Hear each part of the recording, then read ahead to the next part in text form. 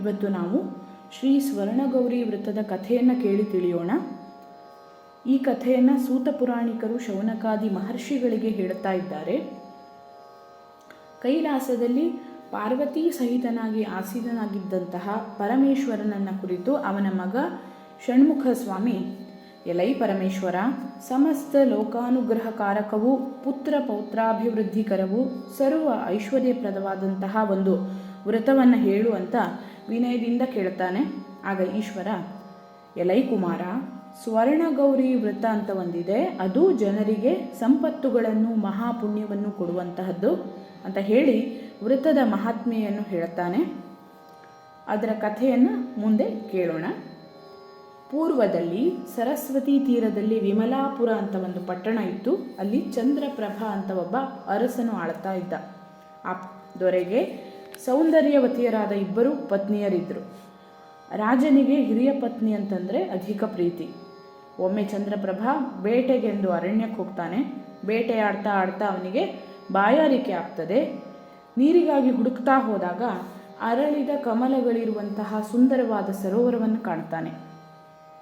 ಅಲ್ಲೇ ಸಮೀಪದಲ್ಲಿ ದೇವತಾ ಪೂಜೆಯನ್ನು ಮಾಡ್ತಾ ವ್ರತಕ್ಕೆ ದೀಕ್ಷಾಬದ್ಧರಾಗಿರುವಂತಹ ಅಪ್ಸರಾ ಸ್ತ್ರೀಯರನ್ನು ಕಾಣ್ತಾನೆ.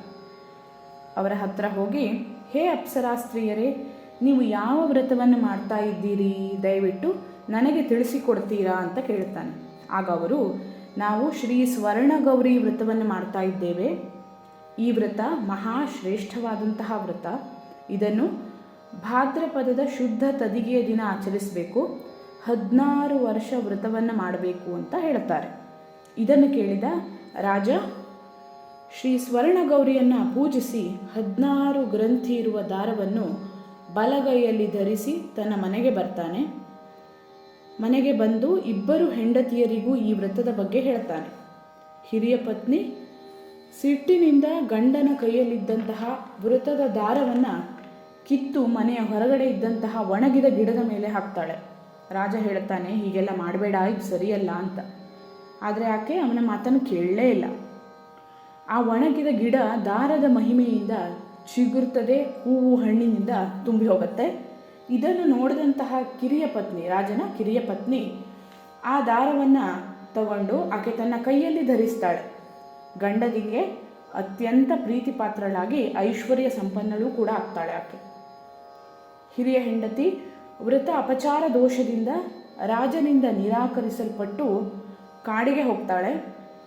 ಆ ಕಾಡಲ್ಲಿ ಒಂದು ಋಷಿಯ ಆಶ್ರಮ ಸಿಗತ್ತೆ. ಅಲ್ಲಿಗೆ ಹೋಗ್ತಾಳೆ. ಅಲ್ಲಿ ಇದ್ದಂತಹ ಆಶ್ರಮವಾಸಿಗಳು ಕೂಡ ಹೇಳ್ತಾರೆ, ನೀನು ಪಾಪಿಷ್ಠೆ, ನಮ್ಮ ಆಶ್ರಮಕ್ಕೆ ಬರಬೇಡ ಅಂತ.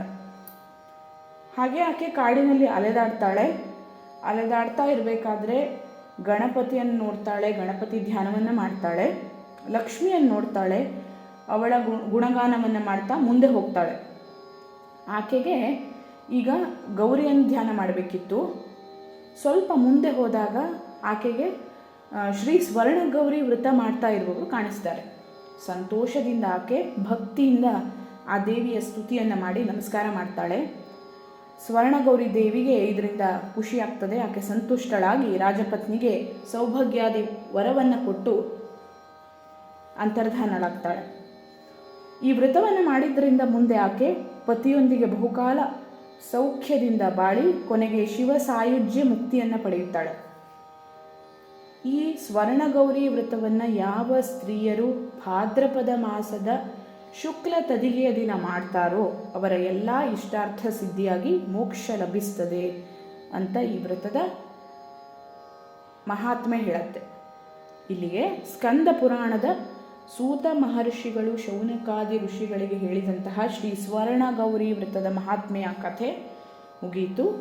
ಲೋಕಾಹ ಸಮಸ್ತಾ ಸುಖಿನೋ ಭವಂತು.